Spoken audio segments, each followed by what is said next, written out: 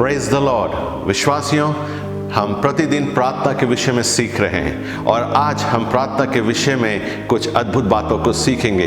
हमने पहले एपिसोड में प्रार्थना के विषय में एक परिभाषा को सीखा था कि परमेश्वर के सम्मुख जाके परमेश्वर के विचारों को रखना या विचारों के आधार पर प्रार्थना को करना।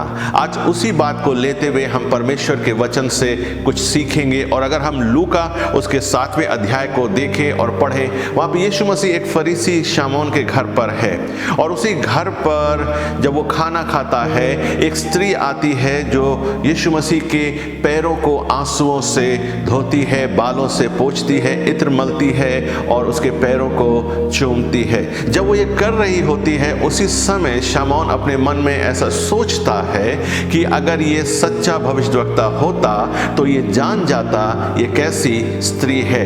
यीशु मसीह तुरंत शामौन से कहते हैं, शामौन मुझे तुमसे कुछ कहना है। और यीशु मसीह एक दृष्टांत में होकर उससे बातें करते हैं। शमौन उस स्त्री की पिछली जीवन को देखकर क्या सोचता है, ये पापिन है, इसने गलत कार्यों को किया है, इसने पाप को किया है। लेकिन यीशु मसीह उसकी प्रेजेंट सिचुएशन को देखकर कि वो रो रही है, वो एक साइलेंट प्रेयर कर रही है या निशब्द प्रार्थना कर रही है, और यीशु मसीह उसकी प्रेजेंट सिचुएशन को देख के शमौन से बातें करता है। और उसके बाद दृष्टांत के बाद यीशु मसीह उस स्त्री के साथ खड़े होकर उस स्त्री की तरफ से बोलता है, इसके बहुत से पाप क्षमा हुए हैं, इसलिए मुझसे बहुत प्यार करती है। और उसके बाद यीशु मसीह उसकी प्रार्थना का उत्तर देता है कि जा, तेरे पाप क्षमा हुए, तेरे विश्वास ने तुझे बचा लिया। विश्वासियों, हमारी जो प्रार्थना है, चाहे वो हम परमेश्वर के वचन के आधार पर करें या हम एक साइलेंट प्रेयर करें, निशब्द प्रार्थना करें, आंसुओं को बहाते हुए प्रार्थना करें, परमेश्वर हमारी हर प्रार्थना को सुनता है,